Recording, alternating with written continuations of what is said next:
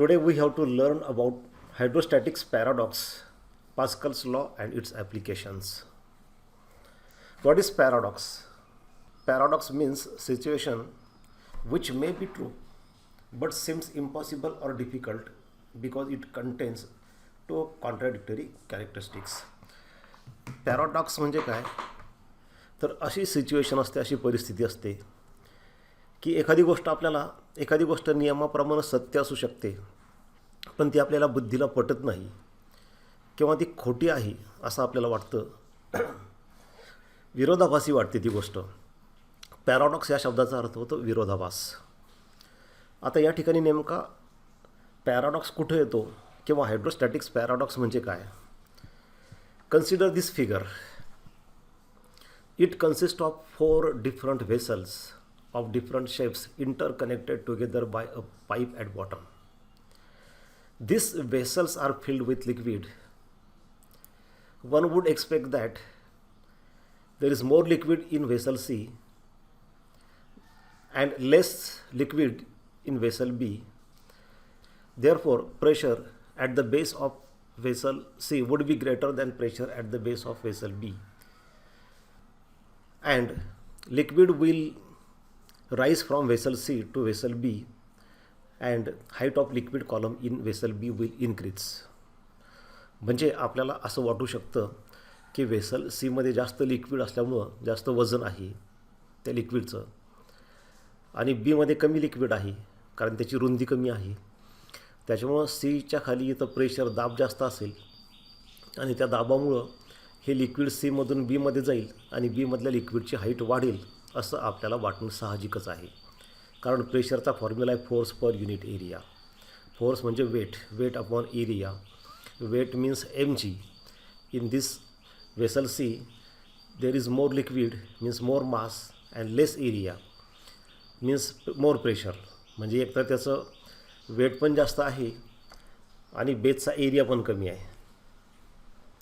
त्यामुळं वेट जास्त असल्यामुळं प्रेशर जास्त आणि एरियाला इन्व्हर्सली प्रोपोर्शनल आहे, त्याच्यामुळं पण प्रेशर जास्त. याच्या उलट इथं कसं आहे, मास कमी आहे आणि त्याच्यामुळं वेट कमी आणि एरिया जास्त आहे. एरियाला इन्व्हर्सली प्रोपोर्शनल, त्याच्यामुळं प्रेशर कमी. कारण एरिया वाढला, वेट कमी झालं, प्रेशर कमी झालं. त्यामुळे लिक्विड सीमधून बीमध्ये जाईल आणि बीमधली लिक्विडची हाईट वाढेल असं आपल्याला वाटतं, पण तसं होत नाही. चारही ठिकाणी लिक्विडची लेवल जी हाईट आहे ती सारखीच आहे. That's why it is called as paradox. But actually it is not a paradox because we know this formula. We have already derived this formula. Pressure at any point in fluid or in liquid depends upon height of liquid column above that point. While measuring the pressure, the weight of liquid column directly above that point is measured. Means at bottom, at the base of C, if we have to find out the pressure, then take the weight of liquid column directly above that point C. म्हणजे C या ठिकाणी जर pressure मोजायचं असेल तर सीच्या वर direct सरळ रेषेमध्ये ह्या एरिया ऑफ क्रॉस सेक्शनला जेवढं रुंद आहे तेवढ्या रुंदीचा कॉलम विचारात घ्यायचा आणि त्याच्यामध्ये जेवढं लिक्विड आहे त्याचंच वेट. आणि त्याच्यामुळं ह्या चारही ठिकाणी हाईट सारखी आहे. याच्यामध्ये हे सगळं वजन, ते सगळं वेट जे आहे ते ह्या एरियावरती पडत नाही. आपल्याला असं वाटणं साहजिकच आहे की एक कमी वेट ह्या जास्त वेटला बॅलन्स कसं करतं, तर तशी ती परिस्थिती नाही आहे ॲक्च्युअली. या ठिकाणी होतं काय, मी सांगितल्याप्रमाणे, तर ज्या ठिकाणी आपण प्रेशर काढतो त्याच्यावरच्या लिक्विड कॉलमचं वेट घ्यायचं आणि ती हाईट घ्यायची, तर डायरेक्टली अबव दॅट एरिया घ्यायची. त्याच्यामुळे जो सेंटरचा एरिया येईल याचा जेवढा तेवढ्या कॉलम, तेवढ्या रुंदीचाच कॉलम कन्सिडर करायचा आणि त्याच्यातलं लिक्विड त्याचं वेट फक्त. आणि आता हाईट सारखी असल्यामुळं चारही ठिकाणी बाकीचं डेन्सिटी आणि ग्रॅव्हिटी तर सेम आहे चारही वेसलमध्ये, because same liquid is there for density is same in all 4 vessels, gravity is same, therefore pressure is same because heights are same.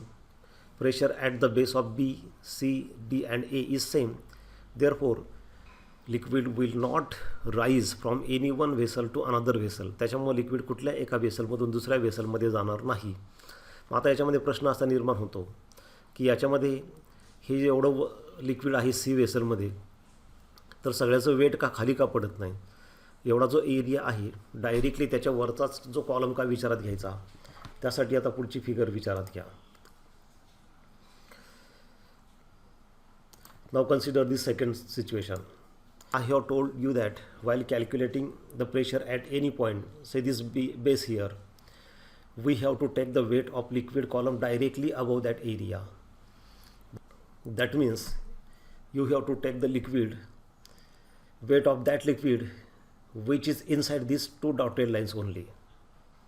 म्हणजे ह्या डॉटेड लाईनच्या आतमध्ये हे जे लिक्विड आहे वरपर्यंत त्याचंच फक्त वेट खाली पडतं आणि त्याचंच प्रेशर या ठिकाणी तयार होतं. मग बाकीच्या डॉटेड लाईनच्या बाहेरचं हे याच्या वेटला कोण बॅलन्स करतं? त्याचं वजन खाली पडत नाही का? तर त्यासाठी आता पहा, in this case pressure always acts perpendicular to the surface. In this case the surface is oblique. हे सरफेस असं तिरपं आहे. This red line represents the direction of pressure. Pressure is normal to the surface. Now, by Newton's third law, to every action there is always equal, opposite and simultaneous reaction. त्यामुळं ही जी red कलरची line दिसते त्याला एक reaction मिळेल. ही normal reaction आहे. Normal reaction has two components. One is horizontally towards right and second is vertically upward. जेव्हा normal reaction एनचे आपण दोन कॉम्पोनंट्स काढले, एक आडवा आणि दुसरा उभा व्हर्टिकली अपवर्ड, तेव्हा हा एन आता विसरून जा, तो संपला आहे. त्याचे हे दोन भाग झाले. हे जसं या पॉईंटला घडतं तसंच डायमेट्रिकली अपोजिट पॉईंटला तिथंसुद्धा तेच घडतं. Once again normal reaction and two components. One is vertically upward and second is horizontally towards left. Now this two components, one is horizontally towards right, second is horizontally towards left. One is horizontally towards right, second is horizontally towards left. They are oppositely directed. They cancel each other. But these two vertically upward components, they are in the same direction. All these vertically upward components are added, and these vertical components of normal reaction balance the weight. म्हणजे याचा अर्थ हे जे vertical components आहेत normal रिॲक्शनचे, हे सगळे हे जे लिक्विड आहेत ह्या डॉटेड लाईनच्या बाहेरचं त्याला बॅलन्स करतात. त्याच्यामुळं त्या वेट याच्यावरती पडत नाही आणि म्हणून फक्त एवढंच वेट विचारात घ्यायचं डायरेक्टली अबोव दॅट एरिया. त्यामुळंच या ठिकाणी ह्या बी वेसलमधलं जे लिक्विड आहे ह्या सी वेसलमधल्या लिक्विडला बॅलन्स करतं आणि चारी ठिकाणी या ठिकाणी आपल्याला सगळ्यांची हाईट सारखी मिळते. Therefore it is not actually a paradox. It is as per the rules, it is as per the lodge.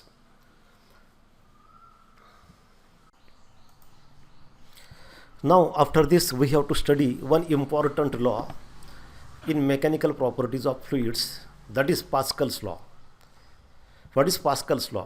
Try to understand the statement of Pascal's law. Pascal's law states that the pressure applied at any point of an enclosed fluid at rest is transmitted equally and undiminished to every point of the fluid and on the wall of the container, provided the effect of gravity is neglected. This is statement of Pascal's law. हे Pascal's लॉचं statement आहे. ते आता आपण समजावून घेऊ. काय म्हणतोय Pascal's law जरा परत एकदा बघा. Pascal's law states that the pressure applied at any point of enclosed fluid. म्हणजे कुठल्याही पॉईंटला आपण एनक्लोज्ड फ्लुईडवरती प्रेशर लावलं तर, म्हणजे समजा इथं एक तुम्ही बॉल कन्सिडर करा ज्याच्या आतमध्ये लिक्विड भरलेलं आहे आणि एका बाजूनी वरच्या दिशेने आपण त्याला ह्या कॉम्प्रेसरच्या सहाय्याने प्रेशर लावणार आहे कॉम्प्रेस करून. तर इथं जे प्रेशर आपण लावणार आहे, pressure applied at any point of an enclosed fluid. हे फ्लुईड सगळं एनक्लोज्ड आहे, बंद आहे आतमध्ये. एका पॉईंटला लावलेलं प्रेशर काय म्हटलं आहे पुढं, ॲट रेस्ट, म्हणजे फ्लुईड रेस्टमध्ये. लक्षात घ्या, कारण शेवटी आपण हायड्रोस्टॅटिक्स शिकतो आहे आणि हायड्रोस्टॅटिक्समध्ये आपण असं शिकलो आहे की जे फ्लुईड रेस्टमध्ये असतं तेव्हा त्याच्या प्रॉपर्टीज म्हणजे hydrostatics. So fluid at rest is a transmitted equally and undiminished. म्हणजे ट्रान्समिट होतं ते इक्वली म्हणजे सारखं सगळीकडं. अनडिमिनिस्ड म्हणजे कमी न होता. अनडिमिनिस्ड म्हणजे त्याची मॅग्नेट्यूड, त्याची तीव्रता कमी न होता, जेवढं आहे तेवढं. म्हणजे जर तुम्ही इथं 100 न्यूटन लावलं तर दुसरीकडे जे ट्रान्समिट होणार आहे तर ते 100 न्यूटनच to every point of the fluid and on the walls of the container. म्हणजे इथं जे प्रेशर तुम्ही लावणार, समजा 100 न्यूटन पर मीटर स्क्वेअर लावलं तर ते सगळीकडं इक्वली ट्रान्समिट होतं. सगळीकडं म्हणजे इकडं डावीकडं, इकडं उजवीकडं, इकडं खाली, पुढं, मागं सगळीकडं इक्वली ट्रान्समिट होतं. आणि ह्या वॉलवरती पण, wall of the container, provided the effect of gravity is neglected. फक्त ह्या पास्कल्स लॉसाठी एक कंडिशन आहे की ग्रॅव्हिटी नाही असं गृहीत धरायचं. ग्रॅव्हिटीचं फोर्स त्या ठिकाणी नाही. अर्थात Pascal's law under gravity study करण्यासाठी वेगळं, ते वेगळ्या प्रकारे ते आपल्या सिलेबसमध्ये नाही. तर ग्रॅव्हिटी नसताना तुम्ही एखाद्या पॉईंटला जे प्रेशर लावाल ते फ्लुईडमध्ये सगळीकडं सारख्या प्रमाणात जातं, कमी न होता. जेवढं लावणार तेवढंच ते ट्रान्समिट होतं. दिस इज पास्कल्स लॉ. आता हे समजावून घ्या. बघा तुम्ही ह्या बॉलमध्ये तुम्हाला दिसतं आहे की फ्लुईड लावलेलं आहे आणि त्याला होल्स वेगवेगळ्या ठिकाणी पाडलेले आहेत. जेव्हा आपण वरून कॉम्प्रेस करतो तर सगळ्या होल्समधून सारख्याच प्रेशरने लिक्विड बाहेर येतं. कुठल्या होलमध्ये कमी नाही, कुठल्या होलमध्ये जास्त नाही. म्हणजे याचा अर्थ वर जेवढं प्रेशर आपण लावणार आहे तेवढंच प्रेशर ते ट्रान्समिट होतं प्रत्येक होलपर्यंत. In second figure you can see flask containing fluid and this flask is provided with number of side tubes. This flask is fitted with airtight frictionless piston. वरच्या बाजूला एक एअरटाईट आणि फ्रिक्शनलेस पिस्टन आहे आणि याच्यामध्ये लिक्विड म्हणजे water भरलेलं आहे आणि त्याला वेगवेगळ्या साईड ट्यूब्स आहेत ज्याच्यामधून ते लिक्विड बाहेर येऊ शकतं. Initially you can see the height of water in all the tubes is same. means pressure is same in each tube. When we compress that piston, then pressure will be applied. See what happens when we compress. We have just compressed this, याला आपण compress केलं. The pressure applied at this point by piston is equally transmitted at every point of the liquid in this flask.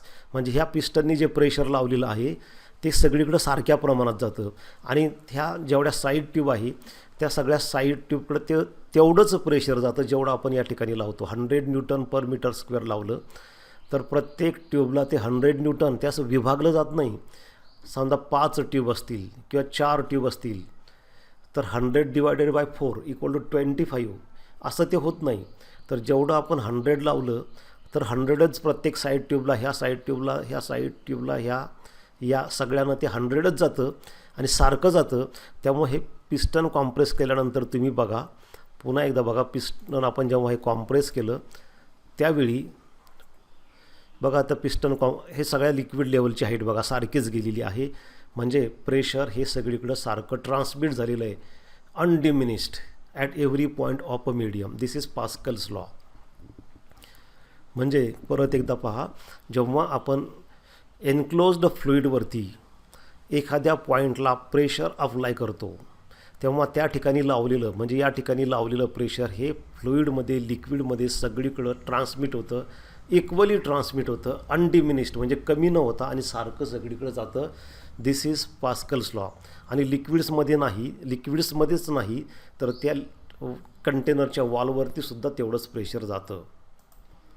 This is Pascal's law. Experimental proof of Pascal's principle or Pascal's law. How to prove Pascal's law experimentally? For that purpose, consider this figure. This figure consists of a liquid container provided with 4 arms. 4 arms means first arm A, second arm B, C and D. All these 4 arms are fitted with frictionless movable pistons. Area of cross section of first piston at A is small a. Area of cross section of second piston is twice A. Area of cross section of third piston C is 3A, and Finally, area of cross section of piston D is A by 2. Now when pressure is applied on piston A, that pressure is given by force per unit area. This pressure is transmitted to all the points in the liquid and also transmitted to all these three pistons at B, C and D. या ठिकाणी आपण जे pressure लावणार आहोत ए या ठिकाणी ते सगळीकडं ह्या तिन्ही पिस्टन्सपर्यंत बी सी आणि डीच्या पिस्टन्सपर्यंत जाणार आहे आणि त्याच्यामुळे इथं जे आपण फोर्स लावलं त्याच्यामुळे इकडे हे फोर्सेस तयार होणार आहे. Due to this pressure these three pistons at B, C and D will move outward. To bring these pistons back, we will have to apply the forces twice F, 3F and F by 2 at these pistons B, C and D. Now see this mathematical part. On B, pressure at B will be force on piston B, that is twice F, divided by area of that piston B, that is twice A. 2 get cancelled and we get pressure at B equal to force per unit area. Similarly, pressure at point C will be given by force 3F, because in this case the force required is 3F, divided by that area of piston is 3A, divided by 3A, 3 get cancelled and we get the pressure at point C equal to F upon A. Similarly, for piston D, the pressure will be given by PD equal to force on that piston, that is F by 2, divided by area A by 2. Once again that 2 get cancelled and we get pressure equal to F upon A. म्हणजे बघा आता यामध्ये काय झालं, आपण ए या पिस्टनवरती force लावलं त्याच्यामुळे जे प्रेशर तयार झालं ते प्रेशर सगळीकडे जातं. पास्कल्स लॉ आपल्याला प्रूव्ह करायचा आहे. तर त्या प्रेशरमुळे हे सगळे पिस्टन्स बाहेर सरकतील. मग ते बाहेर सरकलेले पिस्टन परत जागेवर आणण्यासाठी आपल्याला त्यांच्यावरती फोर्स लावावं लागतं. तर एक्सपेरिमेंटली असं लक्षात येतं की इथं आपल्याला ट्वाईस एफ फोर्स लावावं लागतं, इथं आपल्याला 3F फोर्स लावावं लागतं आणि इथं एक F by 2. आता हा सगळा एक्सपेरिमेंटलचा आहे, म्हणजे जर एक्सपेरिमेंटली आपण हे केलं तर ह्या व्हॅल्यूज तिथं आपल्याला मिळतात. आपण आता हे ऑन पेपर बघत आहोत, परंतु ॲक्च्युली जेव्हा तुम्ही हा एक्सपेरिमेंट कराल तेव्हा तुम्ही इथं जर फोर्स F लावलं तर इथं ट्वाईस F लावावं लागतं, इथं 3F लावावं लागतं, इथं F by 2 लावावं लागतं ते पिस्टन सगळे सरकलेले जागेवर आणण्यासाठी. आता हे आपण अशा पद्धतीने 3 इक्वेशन काढले. तर फोर्स पर युनिट एरिया या फॉर्म्युल्यावरून आपण काढलं. तर बी या ठिकाणी प्रेशर मिळतं F अपॉन ए, सी या ठिकाणी प्रेशर मिळतं F अपॉन ए, डी या ठिकाणी प्रेशर मिळतं F अपॉन ए आणि ए या ठिकाणी लावलेलं प्रेशर होतं F अपॉन एच. म्हणजे याचा अर्थ असा आहे की जेवढं प्रेशर आपण ए या ठिकाणी लावलं F अपॉन ए तेवढंच प्रेशर सगळीकडं ट्रान्समिट झालेलं आहे, इक्वली ट्रान्समिटेड झालेलं आहे. अनडिमिनिश्ड म्हणजे कमी न होता ट्रान्समिट झालेला आहे, कारण हे सगळ्या फॉर्म्युल्यामध्ये सगळीकडे प्रेशर F अपॉन एच आलेलं आहे आणि ए या ठिकाणी लावलेलं प्रेशरसुद्धा F अपॉन एच होतं. म्हणजे जेवढं प्रेशर आपण F अपॉन ए लावलं ए या ठिकाणी तेवढंच प्रेशर बी, सी आणि डीकडं ट्रान्समिट झालेलं आहे, इक्वली ट्रान्समिट झालेलं आहे, अनडिमिनिश्ड ट्रान्समिट झालेलं आहे. म्हणजे न बदलता जेवढं होतं तेवढंच ट्रान्समिट झालेलं आहे. म्हणजे याचा अर्थ हा पास्कल्स लॉ आपण या ठिकाणी प्रूव्ह केलेला आहे. शेवटी काय म्हटलं आहे बघा, this indicates that the pressure applied on piston A is transmitted equally and undiminished to all points of the fluid and the walls of the vessel. So this is proof, experimental proof of Pascal's law. Finally, applications of Pascal's law. First application is hydraulic lift. Hydraulic lift is used to lift heavy objects. वजनदार वस्तू उचलण्यासाठी hydraulic लिफ्टचा वापर होतो. जसे की car या ठिकाणी फिगरमध्ये तुम्ही बघू शकता किंवा एखादा ट्रक असेल तर एक व्यक्ती एवढं मोठं वजन उचलू शकत नाही, परंतु हायड्रोलिक लिफ्टच्या सहाय्यानं ते शक्य होतं. What it consist of? It consist of 2 cylinders, interconnected cylinders. These cylinders are connected with each other by pipe. These cylinders, both these cylinders and pipe are filled with incompressible liquid like oil.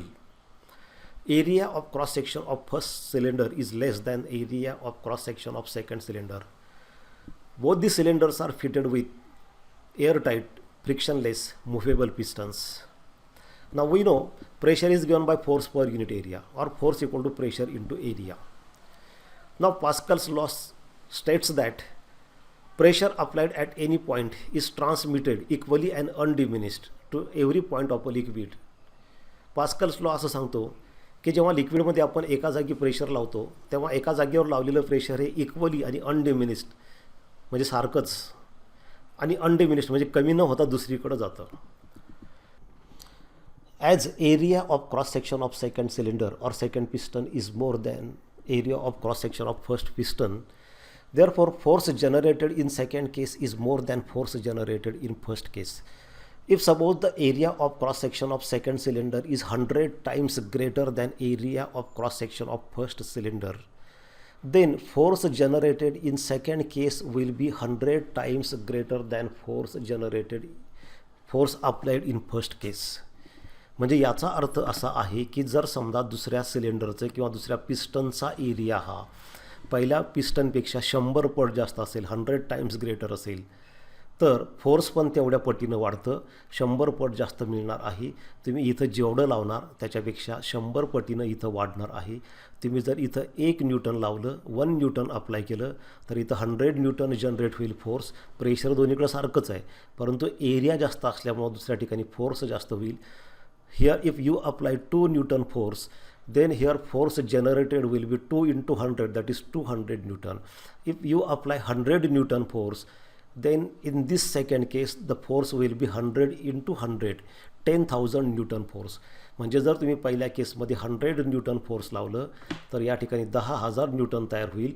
म्हणजे ह्या लिफ्टच्या सहाय्यानं ज्या माणसाची वजन उचलण्याची capacity समजा हे 1 क्विंटलची असेल, की समजा एक मनुष्य 1 क्विंटल धान्याचं पोतं उचलू शकतो, तर लिफ्टच्या सहाय्यानं तो 100 पोते एवढं वजन ह्या लिफ्टच्या हायड्रोलिक लिफ्टच्या सहाय्यानं मोजू शकतो, असा त्याचा अर्थ होतो.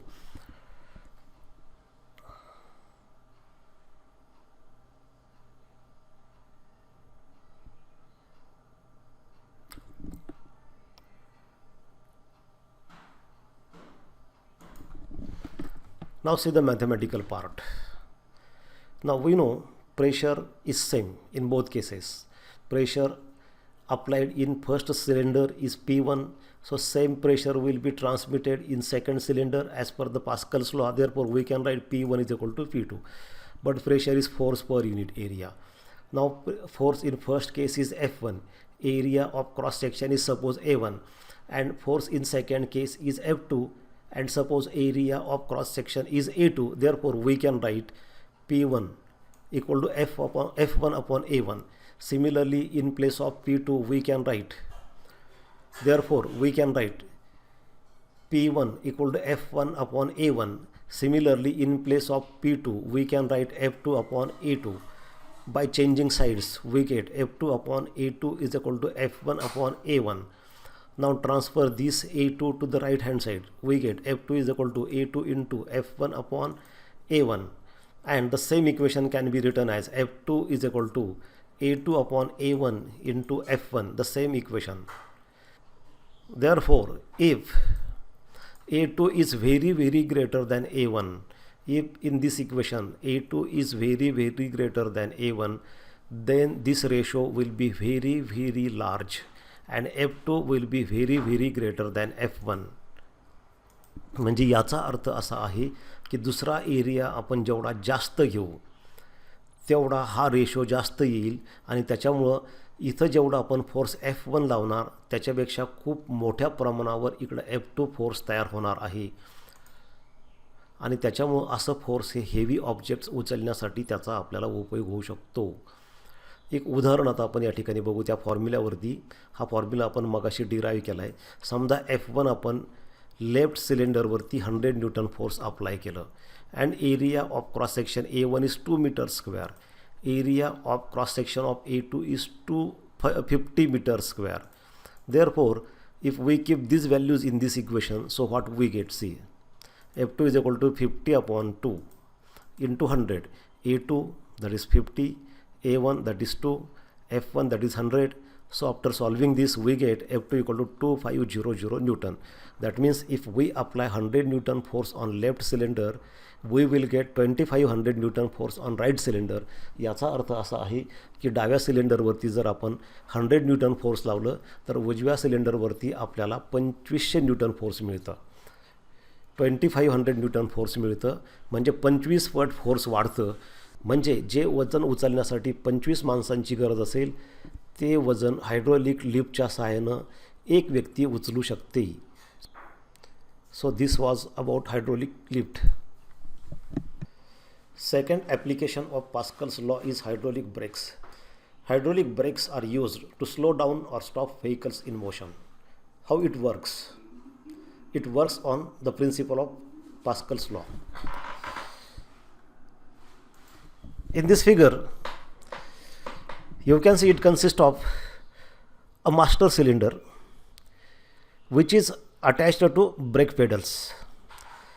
This master cylinder consists of a piston of area of cross section less than the cylinders which are fitted in the wheels. This master cylinder is connected with 4 cylinders in 4 wheels of a vehicle with the help of pipe. This pipe and cylinder contains fluid, incompressible liquid. Pressure applied on master cylinder with the help of brake pads is transmitted equally and undiminished to the cylinders which are fitted in the vehicles, which helps to stop the motion of the vehicle or to slow down the motion of vehicle. Second application of Pascal's law is hydraulic brakes. Hydraulic brakes are used to slow down or stop vehicles in motion. Hydraulic brakes कशासाठी वापरतात तर व्हेकलची motion stop करण्यासाठी किंवा slow करण्यासाठी आपण break दाबतो. 4 व्हीलरला hydraulic break system असते. याचे हे वेगवेगळे पार्ट्स या फिगरमध्ये दाखवलेले आहेत. याच्यामध्ये मास्टर सिलेंडर असतं जे आपल्या ब्रेक पेडलला कनेक्टेड असतं, म्हणजे जिथं आपण ब्रेक दाबतो 4 व्हीलरमध्ये त्याच्याशी ते कनेक्टेड असतं. आणि पाईपलाईनच्या सहाय्यानं हे जे मास्टर सिलेंडर असतं ते पाईपलाईनच्या सहाय्यानं 4 व्हील सिलेंडर 4 चाकांमध्ये असतात त्यांच्याशी कनेक्टेड असतं. आणि जेव्हा आपण या ठिकाणी प्रेशर लावतो, ब्रेक पेडल प्रेस करतो, त्यावेळेस ते प्रेशर त्या पाईपलाईनमधल्या फ्लुईडमधून ते 4 सिलेंडर्सपर्यंत जातं जे व्हेकल्समध्ये बसवलेलं असतात. आणि त्याच्यामध्ये जे पिस्टन्स असतात ते मेकॅनिझमचं वर्किंग होऊन त्या ठिकाणी त्या चाकाची मोशन थांबवली जाते. त्याची स्कीमॅटिक डायग्रॅम आपण बघूयात. पाहता या ठिकाणी ही स्कीमॅटिक डायग्रॅम दाखवलेली आहेत. याचे वेगवेगळे पार्ट्स काय आहेत पहा इथं. It consist of first of all foot pedal or brake pedal. Then this second is a master cylinder fitted with this master cylinder piston. Then there are 4 cylinders in 4 wheels. 4 cylinders 4 चाकांच्या आतमध्ये आहेत. हे सगळे cylinders एकमेकांशी connected आहेत पाईपलाईनच्या सहाय्यानं. ह्या पाईपलाईनमध्ये आणि या सगळ्या सिलेंडर्समध्ये इनकॉम्प्रेसिबल फ्लुईड भरलेलं आहे की जेणेकरून आपण या ठिकाणी ब्रेक पेडल प्रेस केलं तरी ते फ्लुईड कॉम्प्रेस होणार नाही. आणि कॉम्प्रेस न झाल्यामुळे जे प्रेशर ह्या मास्टर सिलेंडरमधून जाईल ते अनडिमिनिश्ड आणि इक्वली ट्रान्समिट होईल सगळ्या 4 सिलेंडर्सकडं ॲज पर पास्कल्स लॉ. हे 4 व्हील सिलेंडर्स आहेत. आता मेकॅनिझम नेमकं कसं काम करतं, how it works. When we press the brake pedals then this piston is moved forward. जेव्हा आपण हे ब्रेक पेडल प्रेस करतो तेव्हा हे पिस्टन पुढं सरकतं आणि त्या फ्लुईडला कॉम्प्रेस करतं, त्याच्यावरती प्रेशर लावतं. फ्लुईड कॉम्प्रेस होत नाही पण ह्या मास्टर सिलेंडरमध्ये जे लिक्विड आहे, जे ऑइल आहे त्याच्यावरती pressure लावतं.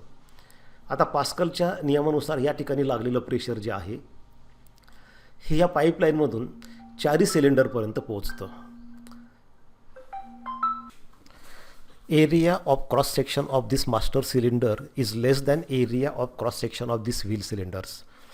Therefore though the pressure remains same but force increases in the wheel cylinders. Master सिलेंडरचा एरिया ऑफ क्रॉस सेक्शन कमी आहे आणि व्हील सिलेंडरचा एरिया तुम्ही बघा फिगरमध्ये दिसत आहे, हा एरिया ऑफ क्रॉस सेक्शन जास्त आहे. एरिया ऑफ क्रॉस सेक्शन जास्त असल्यामुळं प्रेशर जरी इथून जेवढं लावलं तेवढं 4 सिलेंडरमध्ये जात असलं तरी एरिया ऑफ क्रॉस सेक्शनमुळं फोर्स वाढतं. प्रेशर नाही वाढत, फोर्स वाढतं. त्यामुळे जेवढ्या पट एरिया ऑफ क्रॉस सेक्शन जास्त असेल तेवढ्या पट ते फोर्स वाढतं. समजा हा एरिया ऑफ क्रॉस सेक्शन जर 5 पट जास्त असेल तर इथं लावलेलं फोर्स हे 5 पटीनं जास्त व्हील सिलेंडरमध्ये मिळतं. आणि तेच कारण आहे की आपण मोठं ट्रकसुद्धा एक छोटंसं ब्रेक पेडल दाबून थांबवू शकतो, कारण या ठिकाणी फोर्स हे खूप मोठ्या प्रमाणावर मॅग्निफाय होतं. ब्रेक पेडलच्या तुलनेमध्ये ब्रेक पेडल्स म्हणजे मास्टर सिलेंडरचं जे एरिया ऑफ क्रॉस सेक्शन आहे त्याच्या तुलनेमध्ये हा एरिया ऑफ क्रॉस सेक्शन खूप जास्त असतो. जेवढा जास्त असेल तेवढं जास्त फोर्स तयार होईल आणि तेवढी ती कार किंवा तेवढं ते फोर व्हीलर सहजासहजी थांबवता येतं. Now see what happens when brakes are applied. आता ब्रेक्स लावल्यानंतर काय होतं ते लक्ष द्या. जेव्हा आपण हे ब्रेक पेडल प्रेस करू तेव्हा हे पिस्टन जे आहे मास्टर सिलेंडरचं ते पुढं सरकणार. त्याच्यामुळं ह्या मास्टर सिलेंडरमध्ये जे ऑइल आहे त्याच्यावरती प्रेशर लागणार. ते प्रेशर ह्या पाईपलाईनमधल्या ऑइलमधून चारही व्हील सिलेंडर्सपर्यंत जाणार. त्याच्यामुळं ह्या व्हील सिलेंडर्समध्ये जे हे पिस्टन्स आहेत त्याच्यावरती फोर्स लागणार. This force on wheel pistons will push the friction pads against the rotating disc which is connected to wheels, and motion of wheels will slow down or motion of wheels will stop and vehicle will stop. When brake pad is released, springs in the wheels of the vehicles will bring these wheel pistons back to their original position and wheel will once again become free to rotate. Brake लावल्यानंतर व्हीलच्या आतमध्ये नेमकं काय घडतं ते या ठिकाणी दाखवलेलं आहे बघा. ब्रेक सिस्टीममध्ये वेगवेगळे पार्ट्स असतात. त्याच्यामध्ये काय असतं हे तर पाहिलं आपण. हे व्हील सिलेंडर असतं, त्याचे 2 पिस्टन्स असतात. त्याच्यानंतर ही रिटर्न स्प्रिंग असते, ही दिसते तुम्हाला ती रिटर्न स्प्रिंग असते की जेव्हा आपण ब्रेक पेडलवरचा पाय काढतो तेव्हा हे पिस्टन परत मूळच्या जागी सरकतं, मास्टर सिलेंडरमधलं पिस्टन. आणि त्याच्यामुळं ह्या स्प्रिंगमुळं काय होतं, ह्या स्प्रिंगमुळं हे ब्रेक शूज जे आहेत हे रिमवरती घासले जातात. जेव्हा आपण ब्रेक लावतो तेव्हा ते रिमवर दाबल्या गेल्यामुळं ते रिम ते फिरायचं थांबतं. पण जेव्हा आपण हे ब्रेक पेडलवरचा पाय काढतो तेव्हा पिस्टन मास्टर सिलेंडरमधलं पिस्टन ओरिजिनल पोझिशनला येतं. त्याच्यामुळे हे रिलीज होतात आणि हे स्प्रिंग काय करते, स्प्रिंगच्या ॲक्शनमुळं ती परत स्प्रिंग या ठिकाणी ताणली गेली आहे, परत ती नॉर्मल पोझिशनला येते आणि ब्रेक शूज जे ह्या व्हीलच्या रिमवरती घासले गेले होते ते मोकळे होतात आणि ते रिम आणि ते व्हील परत मोकळं होतं आणि फिरायला ते म्हणजे त्यानंतर फिरू शकतं. अशा पद्धतीने हे एकंदरीत काम करतं. आता समजा हे व्हील रोटेट होत आहे, व्हेकल मोशनमध्ये आहे. ब्रेक पेडल दाबल्यानंतर काय झालं पहा. जेव्हा ब्रेक पेडल दाबले तेव्हा ह्या प्रेशरमुळं हे जे प्रेशर इथं आलं त्याच्यामुळं हे पिस्टन्स जे आहेत व्हील सिलेंडरचे पिस्टन्स ते ह्या ब्रेक शूजवर दाबले गेले. ब्रेक शूज हे रिमवर दाबले गेलं. फ्रिक्शन झाल्यामुळं ते चाक फिरायचं थांबलं. पण जेव्हा आपण आता ह्या ब्रेक शूजवरचा पाय काढू तेव्हा ही जी स्प्रिंग आता ताणली गेलेली आहे ती परत कॉन्ट्रॅक्ट होते बघा अशा पद्धतीने. आणि हे जे शूज आहेत ब्रेक शूज जे रिमवरती दाबले गेले होते, घासले गेले होते, ते रिम मोकळं झालं आणि फिरायला परत ते या ठिकाणी आता सुरुवात झालेली आहे. आता ही बोर्ड बुकमध्ये दाखवलेली फिगर आहे. या ठिकाणी हे जे दिसतं आहे ते मास्टर सिलेंडर आहे. त्याचं हे पिस्टन आहे. त्याचा एरिया A1 आहे, जो एरिया ऑफ क्रॉस सेक्शन कमी आहे. हे ब्रेक पेडल आहे जे आपण कॉम्प्रेस केल्यानंतर इथं प्रेशर एक्झर्ट होतं. हे पाईपलाईनच्या सहाय्यानं 4 व्हील सिलेंडर्स, त्याला या ठिकाणी स्लेव्ह सिलेंडर्स म्हटलेलं आहे, त्याच्याशी कनेक्ट केलेलं आहे. आणि या सगळ्या सिलेंडर्समध्ये आणि ह्या पाईपलाईनमध्ये इनकॉम्प्रेसिबल ऑइल भरलेलं आहे. हे जे व्हील सिलेंडर्स किंवा स्लेव्ह सिलेंडर्स आहेत त्यांचा एरिया ऑफ क्रॉस सेक्शन जास्त असल्यामुळं इथून प्रेशर जरी सारखं गेलं तरी फोर्स जास्त जातं. त्यामुळं कमी फोर्स लावून पण व्हील सिलेंडरमध्ये स्लेव्ह सिलेंडरमध्ये जास्त फोर्स तयार होतं आणि ती कार किंवा ते व्हेकल आपण थांबवू शकतो. हे मी सांगितल्या त्या पद्धतीने ॲक्शन होते. याला कॉम्प्रेस केलं की जे प्रेशर होतं ते ट्रान्समिट होतं. त्याच्यामुळे हे पिस्टन जे आहे स्लेव्ह सिलेंडरमधलं ते पुढं सरकतं. ते ब्रेक शूज त्याच्यामुळे दाबले जातात. ब्रेक शूज हे रिमला घासतात, व्हीलच्या रिमला. त्या फ्रिक्शनमध्ये रिम फिरायचं थांबतं, चाक फिरायचं थांबतं आणि आपण ती गाडी स्पीड कमी करू शकतो किंवा थांबवू शकतो किती प्रमाणात आपण ब्रेक लावतो त्याच्यावरून. So this was all about hydraulic brakes. Thank you.